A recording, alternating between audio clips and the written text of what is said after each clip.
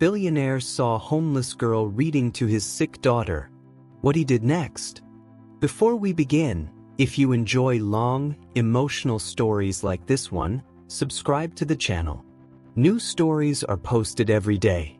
Charles Rutherford, a man whose wealth could buy islands and change small nations, lived in a silence so profound it was almost deafening.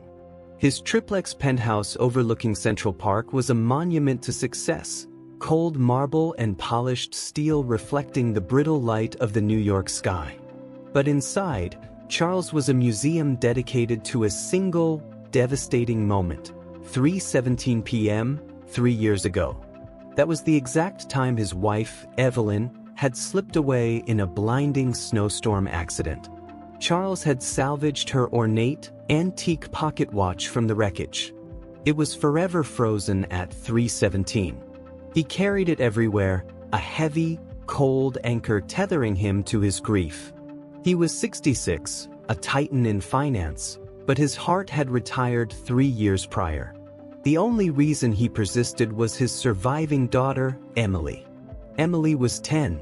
She was fragile, not just physically, but emotionally.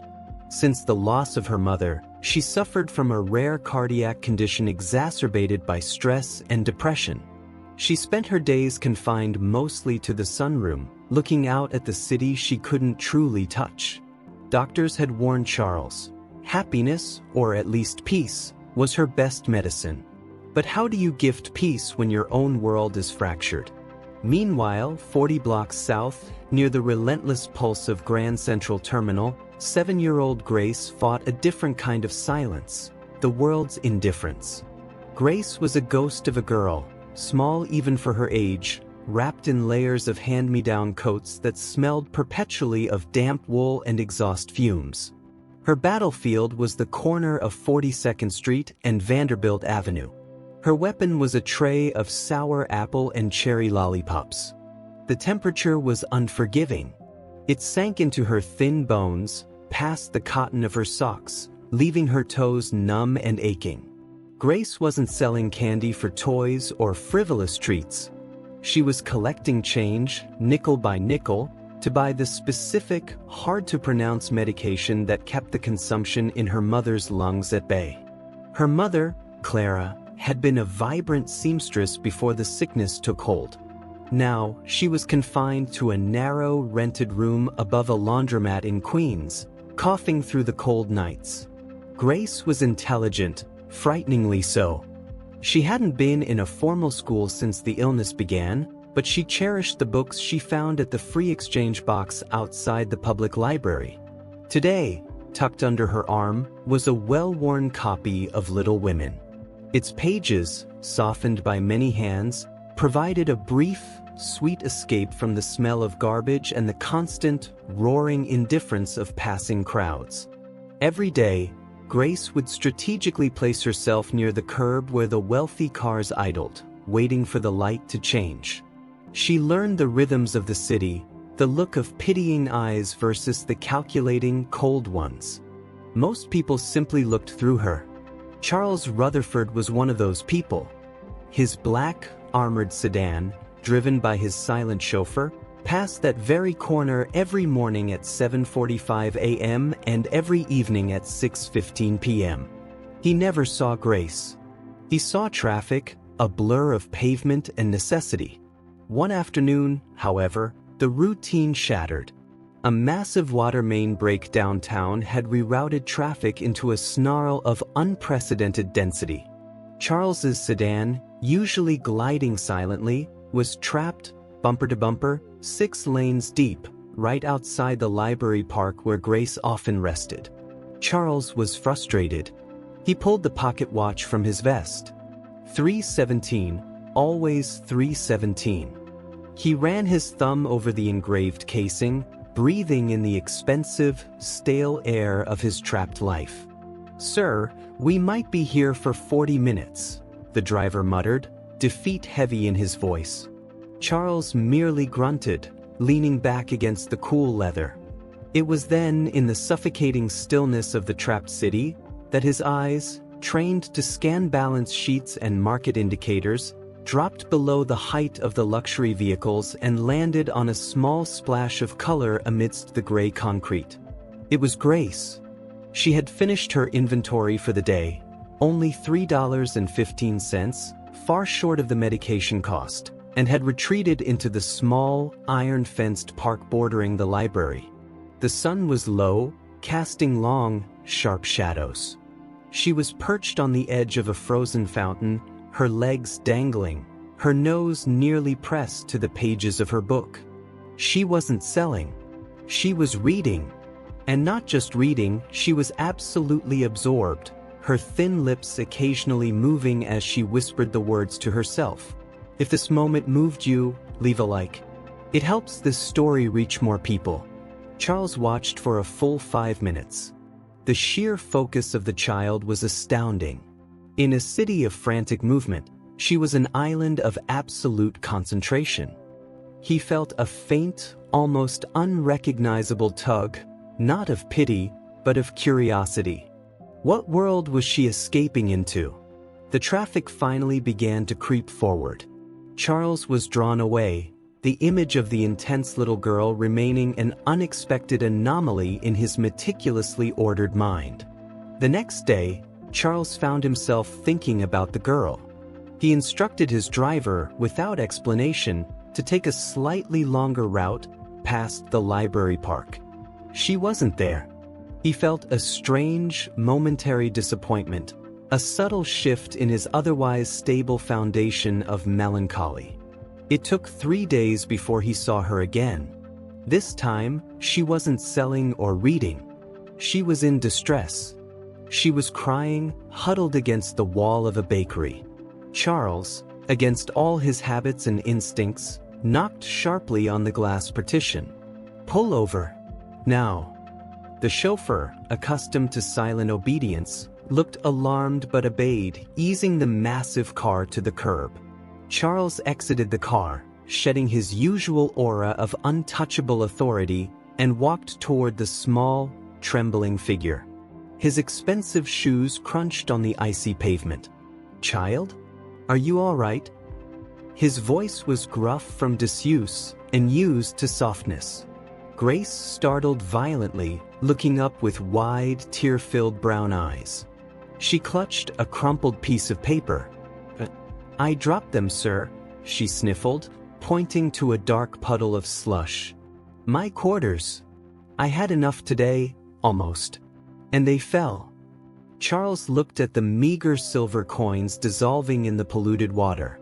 He felt a sudden, sharp memory of his own childhood, a time before the immense fortune, a time when a dropped quarter was a catastrophe. "What are the quarters for?" he asked, softening his tone slightly. "For the medicine. For my mama," she whispered. "It's very expensive. She needs it every day, or she coughs until she can't breathe."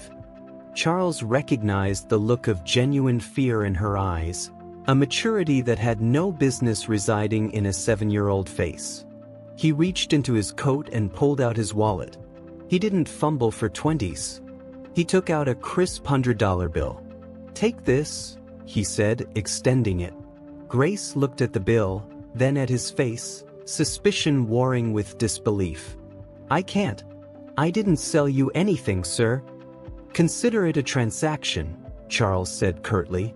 "A fee for obstructing the sidewalk. Go buy your mother's medicine." Grace hesitated for only a second more. Survival overcame pride.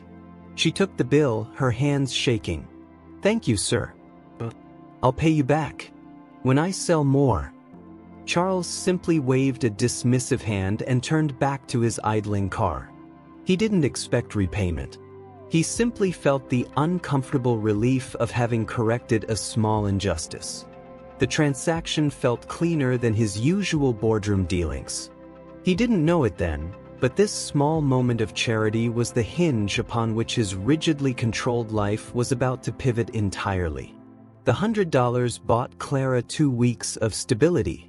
Grace, relieved of the immediate pressure, found herself returning to the park, not just to read, but because the memory of the stern, wealthy man had somehow made that corner feel less cold.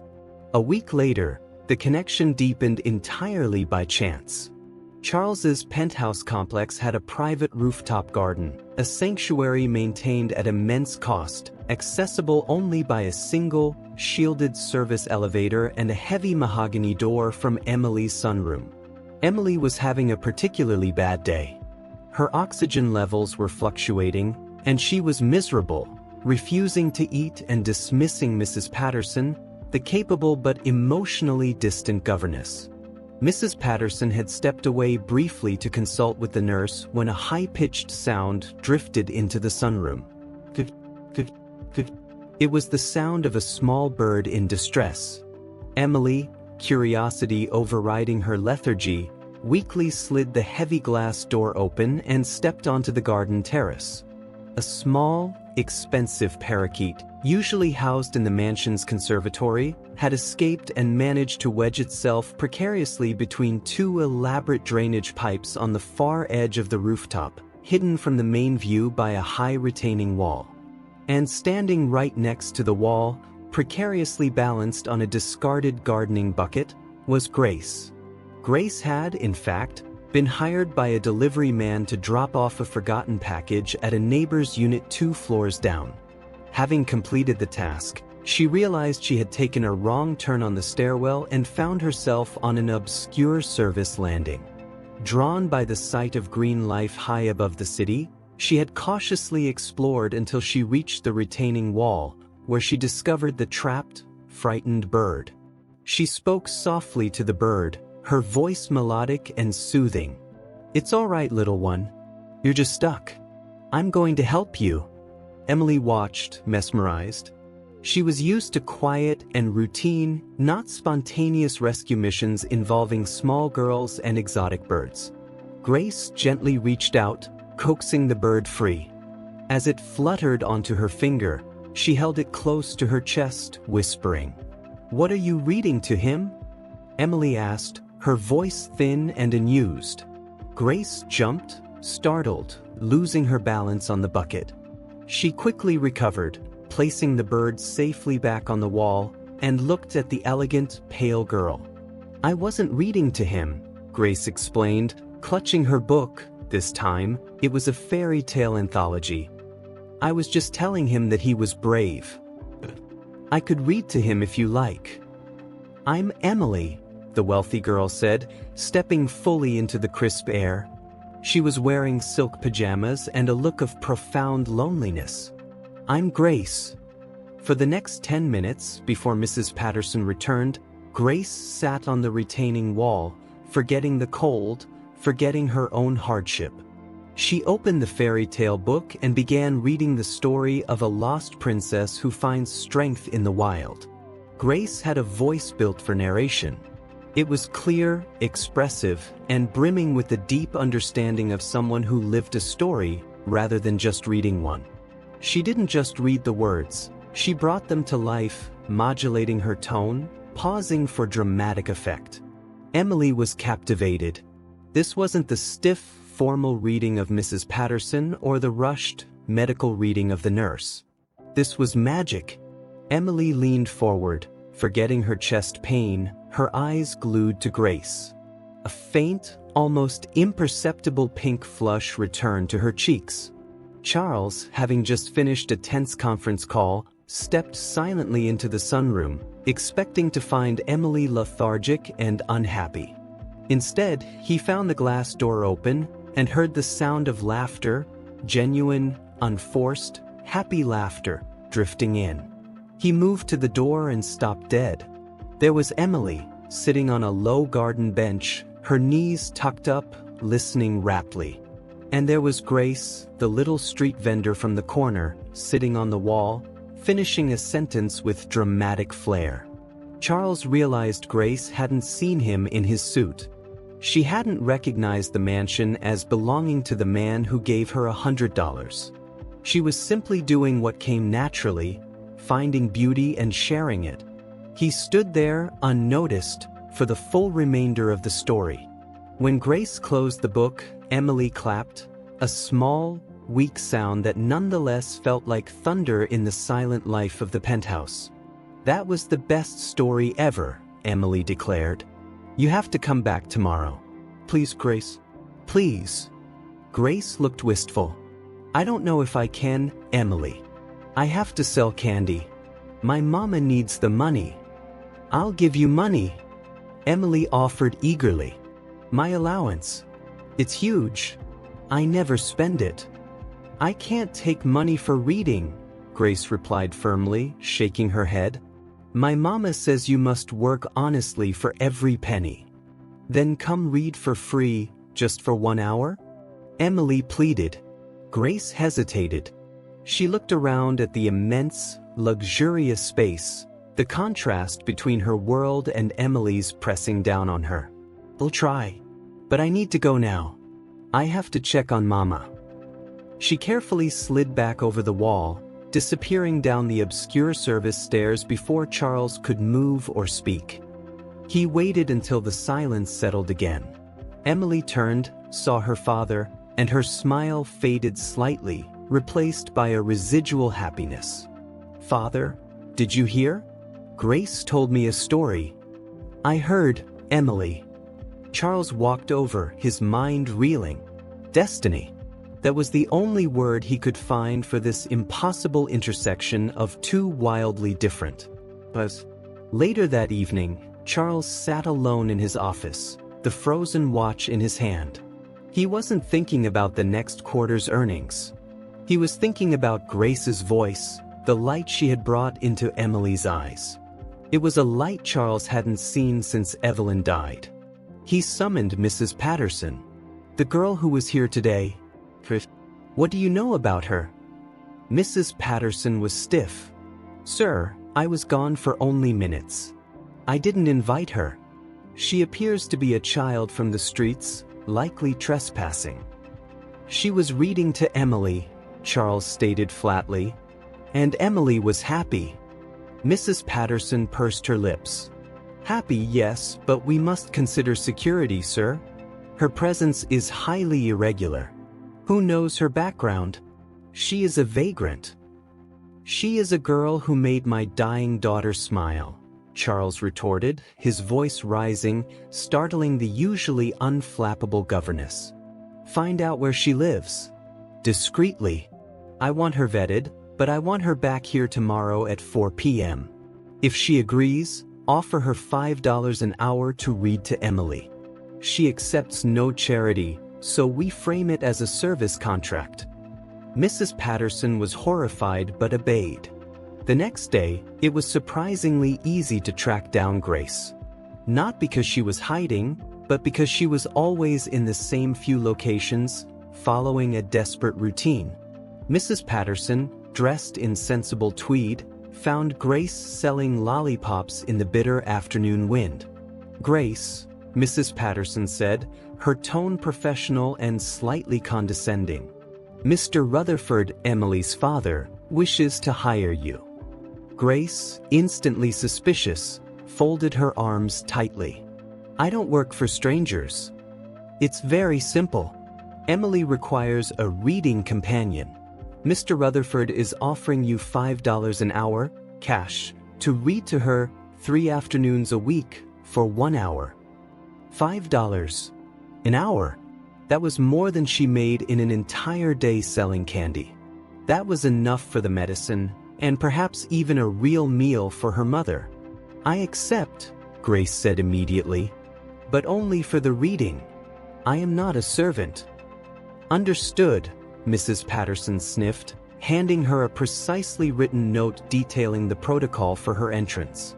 Grace arrived at the penthouse the next day exactly at 4 p.m., washed clean and wearing her best, though threadbare, clothes. The contrast between the cold marble lobby and her worn boots was stark. She was taken directly to the sunroom. Emily was waiting, radiating excitement. Charles was observing from his office doorway. Grace began reading immediately. She chose a tale of adventure and bravery, her small voice filling the immense, quiet room. She read about courage in the face of insurmountable odds, a theme she understood intimately. Charles watched his daughter, whose color was better than it had been in months. He watched Grace, whose worn little hands held the book like a treasure map. He was witnessing not a transaction, but a transfusion of spirit. Grace, through her stories, was giving Emily the resilience the rich girl had never needed to develop. The readings became sacred appointments. For Emily, Grace was an escape hatch from her gilded cage, a promise of a vibrant world outside her sterile walls. They didn't just read, they discussed the characters, they whispered secrets about the story's potential outcomes, bonding fiercely over shared literary universes. For Grace, the hour was a moment of warmth, safety, and guaranteed income, which provided essential stability for her mother.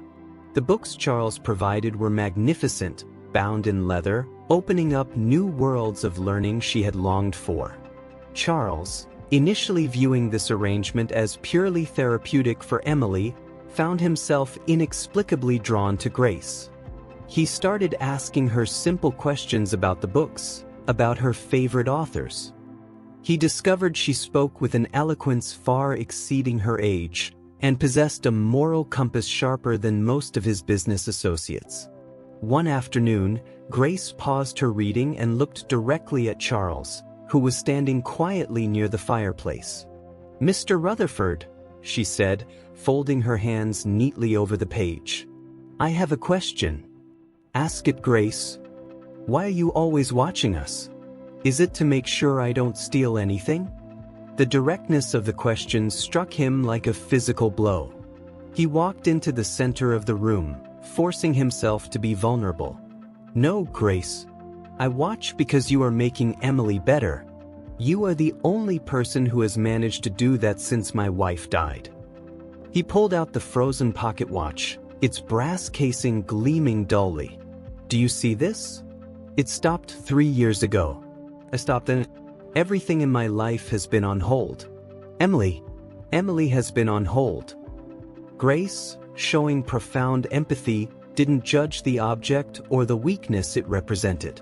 "It's very hard to start moving again when your heart is stuck," she said quietly. "But if you hold on to a stopped clock, you miss the right time for everything else." Her 7-year-old wisdom cut through his 66 years of carefully constructed armor. He realized he was paying this child for a service, but she was giving him a lesson priceless beyond measure: the necessity of letting go. The connection between the two girls and the subtle thawing of Charles's own heart was undeniable. Grace wasn't just a reader, she was a catalyst. If you believe destiny brings the right people together, type destiny in the comments now. The precarious stability of Grace's life, however, was about to be violently shaken, proving just how essential her time with Charles had become. The first crack appeared when Mrs. Patterson, driven by deep-seated resentment and class prejudice, called an anonymous tip to Child Protective Services. She reported that an unsupervised vagrant child was being brought into a high-security environment and possibly exploited. The second, far more serious crack appeared in Grace's own world. One evening, Grace arrived home from her reading session, clutching her $15 in payment, a sum that felt enormous. She found her mother, Clara, in a state of crisis. The medicine had run low faster than anticipated, and Clara was struggling to breathe, her shallow, rattling gasps filling the small, cold room. "Mama, I'm here. I have the money." Grace rushed to her mother, panic making her hands clumsy. Clara shook her head weakly. "It's too late tonight, sweetie. The pharmacy is closed." "And Grace, this isn't the usual cough. I think it's worse." Grace spent a terrifying night tending to her mother, wetting cloths for her fevered brow, listening to the dreadful sounds coming from her chest. By morning, Clara was barely conscious. Grace realized the terrible truth: the few dollars she earned, while critical for the maintenance medication, were not enough for an emergency. They needed a doctor, a hospital, something far beyond their means. She left a frantic note for her mother and ran. She couldn't go to the candy corner. She needed to go to the only person who had shown her true power and resources, Charles Rutherford. She arrived at the penthouse lobby at 7:30 a.m., just as Charles was preparing to leave for the day. She was disheveled, terrified, and sobbing hysterically. "Mr. Rutherford, you have to help me." Charles stopped, startled by her appearance. His usual cold reserve vanished instantly, replaced by a surge of paternal alarm. "Grace, what happened? What is it?" "It's Mama. She's dying. She can't breathe. I need a doctor now. The medicine didn't work. I don't have enough money for the hospital," she wailed, clutching his expensive trouser leg. Charles looked at the sheer, unadulterated fear on her face, and for the first time since Evelyn's death, the terrifying urgency of real life forced him out of his frozen state. This wasn't a market crash or a hostile takeover. This was life and death, raw and immediate. "The address. Tell me the address, Grace. Quickly." In that moment, Charles didn't hesitate. He became the titan of industry again, but focused now on saving a life, not a corporation. He yelled for his chauffeur, John, and his head of security. "John, get the car ready now. Security, call Dr. Albright. Tell him to prep the emergency ward at Metropolitan, private room, all services authorized. Tell him it's an urgent tuberculosis case, severe respiratory distress. Go." Within 10 minutes, Charles, Grace, and a highly trained medic he kept on retainer were speeding toward the narrow Queen's apartment building. The scene in the tiny room was worse than Grace had described. Clara was pale blue, slipping into unconsciousness, her breathing almost gone. Charles, standing in the cramped, airless room, felt his own heart pound. This was the poverty he had escaped decades ago, the cruel reality of disease and lack of resources. He saw Evelyn's final struggle reflected in Clara's face, and he swore he would not let this child face the same loss he had suffered alone. The medic, working swiftly, stabilized Clara enough to move her. The operation was clinical, precise, and utterly overwhelming for Grace, who stood clutching Charles's hand in the hallway, watching the stretcher team work. Charles didn't say much, but the strength of his grip was everything. He looked down at Grace, whose bravery under the most brutal conditions was evident. "She's going to be fine, Grace. We are taking her to the best place. We will not lose her." Clara was rushed to Metropolitan Hospital, where Charles had the entire medical team mobilized. The diagnosis was severe, advanced tuberculosis, requiring long-term specialized care. But she was alive, stabilized, and receiving the absolute best treatment money could buy. As Grace sat tearfully by her mother's bedside in the sterile, opulent private room, safe and warm, Charles dealt with the next crisis: Mrs. Patterson and the authorities. 2 CPS agents arrived at the penthouse, responding to the anonymous tip. They were waiting in Charles's office. "Mr. Rutherford, we received reports concerning the welfare of a minor, Grace, who has been brought here under irregular circumstances," the lead agent stated formally. Mrs. Patterson hovered nearby, smug and tight-lipped, believing she had finally exposed the breach in Charles's decorum. Charles stood behind his massive mahogany desk, radiating cold fury. He pulled out the dossier he had rapidly assembled on Grace and Clara, detailing their situation, the mother's illness, and Grace's extraordinary efforts to care for her. "The irregular circumstances," Charles began, his voice dangerously low, "were a 7-year-old child desperately trying to save her dying mother through honest work. If anyone should be investigated for indifference, it is the city system that allows such citizens to fall through the cracks." He then looked directly at Mrs. Patterson. "And the tip, agent, was generated by my now former employee, Mrs. Patterson, due to her profound class bias and discomfort with a child who possessed more character than she ever demonstrated." Mrs. Patterson gasped, horrified. "Sir, I was merely concerned for Miss Emily's safety." "Your concern, Mrs. Patterson, was rooted in malice, not protection. You are dismissed. Effective immediately. Security will escort you out." He turned back to the CPS agents, who were clearly impressed by his decisiveness and the detailed medical reports he presented. "Agent, Grace is currently at Metropolitan Hospital, attending to her mother, who is now under my full medical supervision. I am not exploiting Grace. I am ensuring she receives the stability and education she deserves. I intend to become her legal guardian, or if her mother recovers fully, provide safe, permanent housing for both of them and establish a trust fund for Grace's education." He laid out the financial documents, the guardianship application he had already started drafting, and the hospital records. The agents, seeing a vulnerable family suddenly under the wing of one of the city's most powerful men, backed off immediately, offering their support rather than interference. Charles had won the first battle, but the true victory lay in the transformation of his own spirit. That evening, back in the quiet of his study, Charles pulled out the pocket watch. The hand still read 3:17. He looked at it, not with the crushing weight of grief, but with clarity. He was no longer a victim of the past. Grace, Emily, Clara, they had forced him back into the stream of life. He gently opened the casing.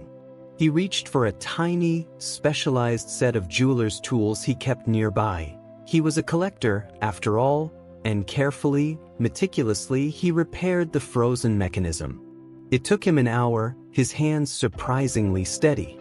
When he finished, he wound the spring. The hands lurched forward, spinning rapidly past the years of frozen grief.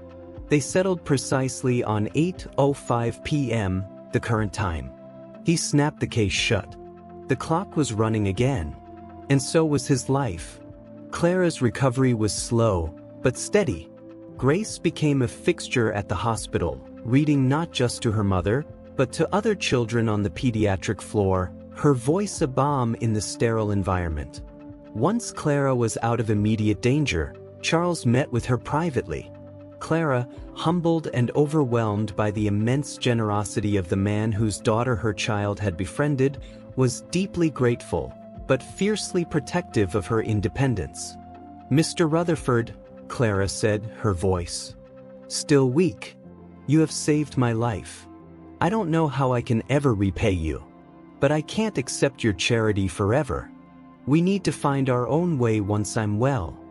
Charles sat beside her, the great financier looking oddly comfortable in the hospital room. "Clara, this isn't charity. It's an investment. An investment in the happiness of my daughter, Emily, and an investment in the remarkable potential of your Grace. She has given my family more than money ever could. I am simply balancing the ledger." He offered them an apartment in a building he owned, close to the hospital and Emily's school. He set up a fund for Clara's long-term care and recovery, and assured her that Grace would be enrolled in the best school immediately. "You won't be dependent on me, Clara. You will be free to focus on your recovery and becoming strong again. Grace will have the stability she has earned 10 times over." Clara accepted, tears streaming down her face. She saw not the cold billionaire, but a man who understood loss and was determined to prevent it from consuming another life. 6 months later, spring had returned to New York, washing the cold grime away. Emily was thriving. Her health, bolstered by consistent happiness and the companionship of Grace, had stabilized miraculously. She was strong enough to attend a small, exclusive private school. Grace was there with her. She excelled in her classes, her natural brilliance finally unleashed by structure and resources. She and Emily were inseparable, sharing secrets and laughter, two sisters forged not by blood, but by destiny and shared reading hours. Charles often watched them together in the park now, reading beneath the burgeoning leaves. He had traded the isolation of the penthouse for the joyful, chaotic demands of genuine family life. He carried the pocket watch still, but now it kept perfect time, a reminder that the past was gone and the future was bright. He had started a foundation in Evelyn's name, dedicated to providing educational resources for gifted children from impoverished backgrounds, spearheaded by a specific scholarship named after a little girl who sold lollipops at 42nd Street. He finally understood that the greatest wealth he possessed wasn't measured in zeros on a bank statement, but in the sound of his daughter's laughter and the sight of Grace's focused brow as she devoured a new book. He had seen a homeless girl reading to his sick daughter, and in doing so, she had read him a story of his own redemption. If this story touched your heart, like the video and share it with someone who feels like family to you.